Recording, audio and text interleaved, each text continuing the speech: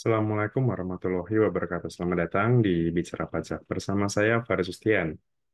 Dalam video kita kali ini, kita akan masih membahas mengenai EBUPOT 21, yakni ini adalah part yang kedua dari pembahasan seputar EBUPOT 21 tadi ya. Kalau part pertama, kita sudah membahas bagaimana cara login dan juga eh, menggunakan aktivasi fiturnya ya. Jadi kita harus aktivasi dulu fitur EBUPOT ini di menu profile, baru setelah teraktivasi, baru kita nanti bisa kita gunakan untuk menginput maupun melaporkan EBUPOT 21. Oke, kita akan mulai dari yang part yang kedua, yakni kita akan mulai ke menu dashboard-nya ya.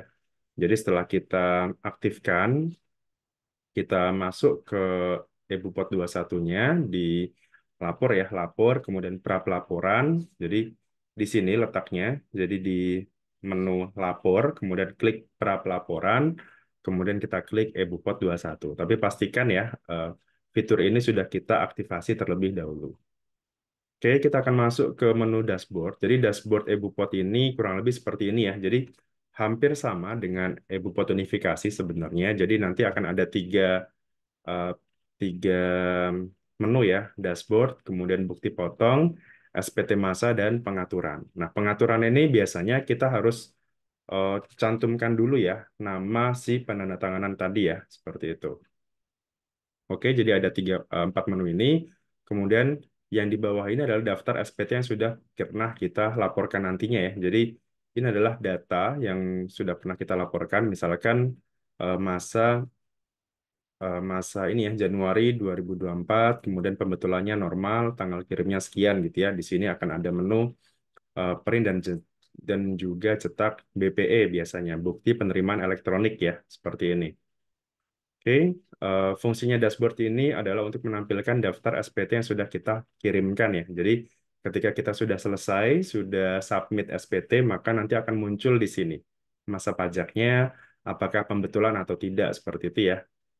Misalkan tadi ya, ini adalah nomor urutnya, kemudian nomor BPE-nya ya, bukti penerimaan elektroniknya, atau nomor tanda terima elektronik, kemudian ini masa dan tahun pajaknya, kemudian ini yang tadi ya, normal, status normal atau pembetulan, kemudian tanggal kirim, aksinya ini tadi ada dua ya, lihat BPE dan cetak SPT induk. Jadi pada saat kita klik yang print ini, nanti akan tampilan SPT induknya akan muncul ya, kemudian kita bisa print.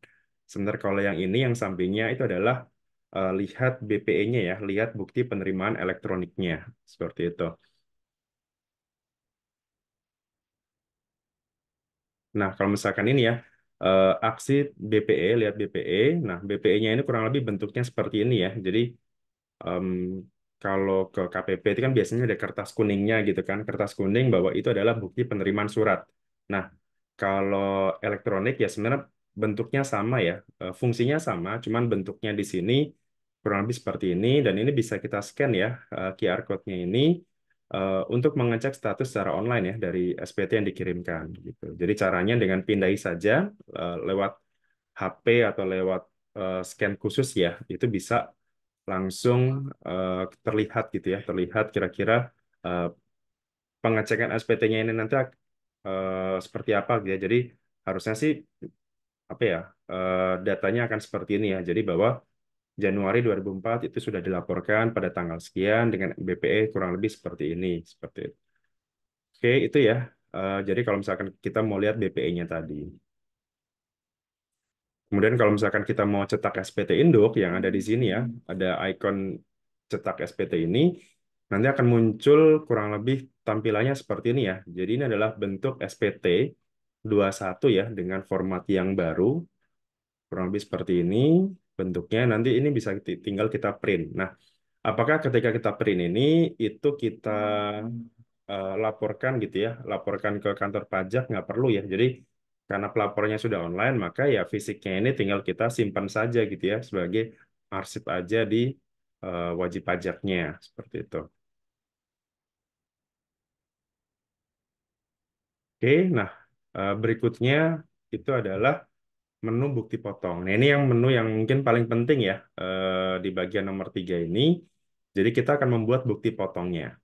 Nah, pertama di sini kita klik bukti potong. bukti potong itu nanti akan ada 3 menu lagi ya, submenu lagi. Daftar Bupot 21, daftar Bupot 23, impor data Bupot, dan posting. Jadi ini bisa berurutan ya, jadi kayak 1, 2, 3 gitu ya. Tapi ini fungsinya masing-masing ya. 21 ini untuk biasanya untuk karyawan, untuk pegawai dalam negeri.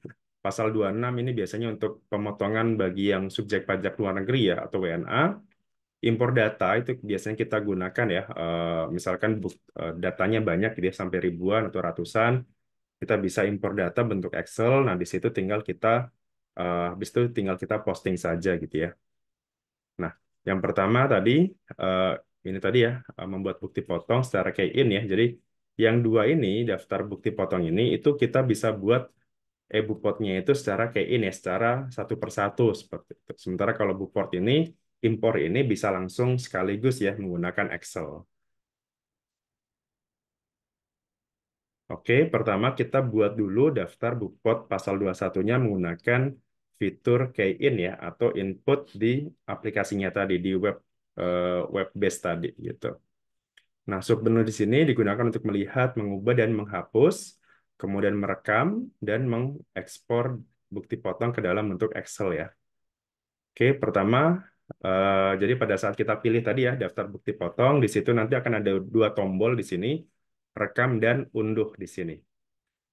Nah, kemudian ini periode pencariannya ya. Jadi kalau misalkan kita mau nyari, itu bisa periodenya bisa kita pilih ya. em, apakah per periode, kemudian apakah berdasarkan wajib pajak atau NPWP seperti itu. Oke, jadi di sini untuk melihat, mengedit, dan menghapus bukti potong. Jadi di sini, di misalkan kita cari gitu ya.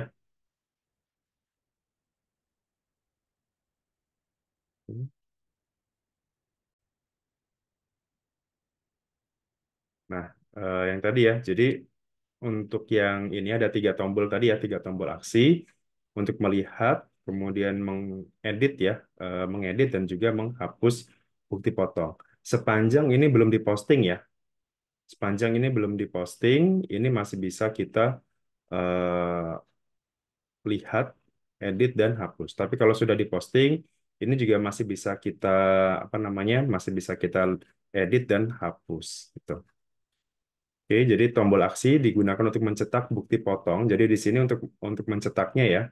Kemudian yang telah dibuat, tombol aksi ubah digunakan untuk mengubah bukti potong yang telah dibuat atau diterbitkan. Sementara tombol aksi hapus digunakan untuk menghapus bukti potong yang sudah dibuat. Gitu. Tapi mungkin sama seperti di unifikasi ya. Jadi walaupun misalkan di sini kita klik hapus, tapi mungkin statusnya tetap apa? Di sini tetap ada ya, datanya tetap ada, tapi statusnya mungkin nanti akan hapus seperti itu. Gitu. Jadi di sini belum posting. Kalau belum posting itu berarti ya belum masuk ke data SPT ya. Kalau sudah posting itu biasanya sudah masuk ke data SPT. Kemudian di sini nanti misalkan katakanlah statusnya hapus, ya berarti bukti potong tadi tidak digunakan. Nah, di sini ada yang namanya bulanan dan final dan tidak final. Bulanan itu berarti untuk yang sifatnya pegawai tetap ya, pegawai tetap. Sementara kalau yang ini biasanya digunakan untuk yang pegawai, untuk yang bukan pegawai, yang bukan pegawai, dan ini adalah yang biasanya pegawai tetap ya, yang kita gunakan TER tadi ya, apa namanya, eh, TER bulanan tadi. Kemudian berikutnya ini yang penting nomor 2 adalah kita merekam bukti potong melalui mekanisme key-in ya, atau input satu persatu gitu. Jadi pertama kita pilih dulu di sini ya, tahun pajaknya ya, tahun pajak dan masa pajaknya. Jadi misalkan katakanlah sekarang tahun pajak 2024 dan Januari, masa Januari ya. Kemudian tinggal kita input saja di sini manual ya, inputnya NPWP-nya berapa. Nah, di sini nanti akan otomatis muncul ya. Kalau dia punya NPWP pasti akan muncul, tapi kalau misalkan kita jadi identitasnya bisa kita pilih salah satu ya, mau NPWP atau mau NIK ya. Kita tinggal pilih di sini. Nanti akan muncul namanya. Kemudian setelah itu yang part B-nya itu kita cek ya objek pajaknya apa saja. Nah, misalkan di part B itu kode objek pajak ya. Misalkan 01 itu untuk pegawai tetap, 02 itu untuk penerima pensiun berkala dan sebagainya gitu. Jadi tinggal kita pilih ya. Normalnya berarti yang 01 ya, yang pegawai tetap di sini. Jadi kita bisa pilih di sini ada dua pilihan ya, pegawai tetap atau yang pensiun tadi. Kemudian kalau misalkan ada fasilitas pasal 21-nya, misalkan kayak eh, PPh pasal 21 ditanggung pemerintah misalkan contohnya. Tapi kalau misalkan udah nggak kita nggak gunakan fasilitas itu, ya ini berarti nggak usah dicentang. Gitu ya. Jadi ini biarkan aja, tidak perlu diaktifkan seperti itu. Oke, ini tadi. Contohnya misalkan tadi ya fasilitas apa misalkan dia ada SKB pemotongan pasal 21 misalkan atau tadi ya PPh pasal 21-nya ditanggung oleh pemerintah misalkan pada saat COVID dulu kan ada ya. Nah, bisa jadi nanti mungkin ada fasilitas yang seperti itu juga. Nah, kalau ada tadi diaktifkan, tapi kalau nggak ada nggak perlu diaktifkan. Kemudian part C tadi penghitungan pasal 21 dan part D-nya penandatanganan bukti potong. Nah, Em, di sini penghitungannya, nah, cuman kalau di sini ya di apa namanya di part C ini jumlahnya ini sudah langsung bruto. Jadi misalkan kan elemen pasal 21 pegawai kan banyak ya, ada gaji, tunjangan, uang lembur segala macamnya. Nah, itu langsung dijumlahkan di sini semua. Jadi di sini tidak ada rinciannya ya, tidak ada rincian misalkan katakanlah gaji, tunjangan, uang makan, uang lembur, bonus segala macamnya itu nggak ada. Jadi langsung di total aja, misalkan total, jadi total penghasilan bruto selama setahun itu berapa? Jadi misalkan ya 15 juta sekian gitu ya. Ya udah langsung dimasukkan ke sini. 15 juta sekian. DPP-nya nanti akan mengikuti harusnya sama ya. Jumlah penghasilan sama dengan DPP, kemudian nanti tarifnya berapa gitu ya. Seperti itu. Tarifnya berapa, kemudian NPWP-nya sekian. Nah, langsung otomatis menghitung ya di sini tarifnya. Tuh. Oke, seperti itu. Kemudian yang bawahnya itu penandatanganannya mau pakai pengurus atau mau pakai kuasa ya. Jadi kan ada dua pilihan, kuasa atau pengurus. Setelah itu pilih penandatanganannya siapa ya, biasanya direktur gitu. Jadi pastikan ya, jadi sebelum kita input seperti ini, pastikan kalau di menu paling belakang ya, itu ada penandatanganan direktur ya. Jadi di sini kita harus aktifkan dulu eh, pengaturan penandatangannya tadi ya. Di menu pengaturan, masukkan nama penandatanganannya gitu. Tapi kalau misalkan nggak ada, misalnya kalau ini belum diaktifkan ya kita nggak bisa buat bukti potong. Jadi pastikan di pengaturan ini kemudian masukkan penandatanganan Bupot 21-nya seperti itu. Oke, kita balik lagi ke pembuatan tadi.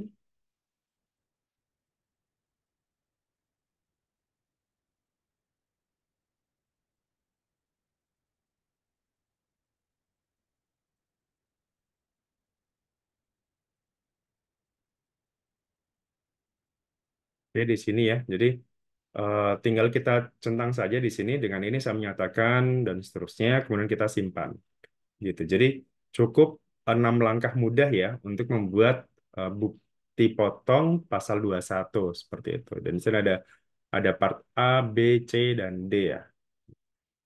Sini. Part C tadi menghitung ya penghasilan brutonya. Jadi pastikan langsung ya. Jadi penghasilan bruto itu bukan cuma sebatas gaji, tapi seluruh total penghasilan bruto yang diterima di bulan tersebut. Walaupun mungkin beda-beda tanggal ya. Katakanlah misalkan tanggal 10 dapat gaji, tanggal 12 dapat fee, tanggal 15 dapat uang makan, tanggal 20 dapat bonus misalkan. Sepanjang bulan itu dia terimanya berapa totalnya, yaitu yang harus nanti dikalikan di TER tadi gitu. Oke, itu saja dulu mungkin terkait dengan pembuatan bukti potong menggunakan key-in tadi ya, fasilitas key-in tadi. Semoga berguna bagi teman-teman yang memilih untuk menggunakan cara ini ya. Tapi kalau misalkan yang katakanlah karyawannya ratusan gitu, silakan nanti gunakan yang fasilitas impor data WP tadi gitu ya. Di aplikasi yang sudah saya buat di versi 1.4 itu sudah ada fasilitas impor datanya, jadi itu bisa kita gunakan. Nanti juga saya akan sempurnakan lagi ya, kira-kira butuh fitur apa lagi ya untuk bisa eh, apa ya, untuk bisa eh, impor data tadi ya ke iBookpot 21. Oke, itu saja bagian atau part kedua ya dari tutorial iBookpot 21. Kita akan lanjut nanti di part yang ketiga. Dari saya terima kasih. Assalamualaikum warahmatullahi wabarakatuh.